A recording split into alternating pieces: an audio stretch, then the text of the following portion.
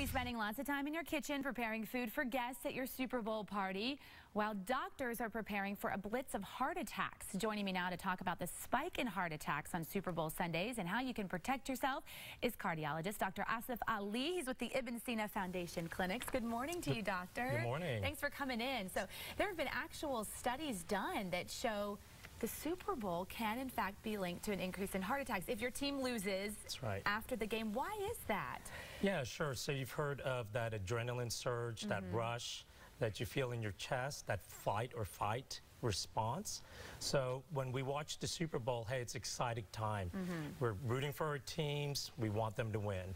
And when they're losing, guess what? That adrenaline surge increases. That increase of adrenaline can increase your blood pressure, your heart rate, and in someone who's predisposed to heart disease, that can be the tipping factor where they actually can have a heart attack. That's what I was just going to bring up, is that when you've got that combination of emotional stress plus the risk factors, it can be very dangerous. So what are some of the risk factors? Who would be more at risk on Super Bowl Sunday? Sure. So these are chronic diseases that we see time to time.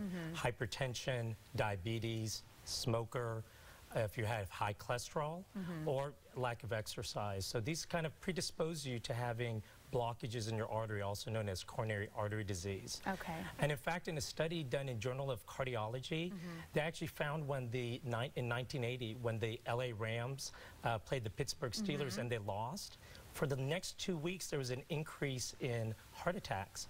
But in 1984, when they did the same thing and the Rams won, actually the heart disease and heart attacks were decreased. So they linked it to this. It's a very interesting link for sure, and other sports I know have been linked to it in the past as well. Now we all know a lot of food is eaten on Super Bowl Sunday. What seems to be the bigger precipitator of heart attacks? Is it that emotional stress, or is it the food choices? So that's a great question. So actually the emotional stresses were found in the Journal of Cardiology to actually, that adrenaline surge in those patients who were over 65 with predisposed heart disease were the ones that were the most susceptible. However, we know Super Bowl Sunday is full of salt and sugar, and so for those patients who have maybe heart failure or high blood pressure, we may see spikes in those patients, and they may end up coming actually to the hospital for heart failure treatment.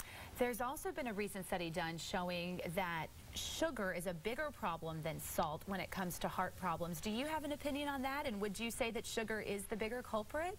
So sure, there are studies that have come out that actually sugar too can increase blood pressure as well, and of course spikes in our diabetes. So there's a combination of salt and sugar, and we get a lot of that during Super Bowl Sunday.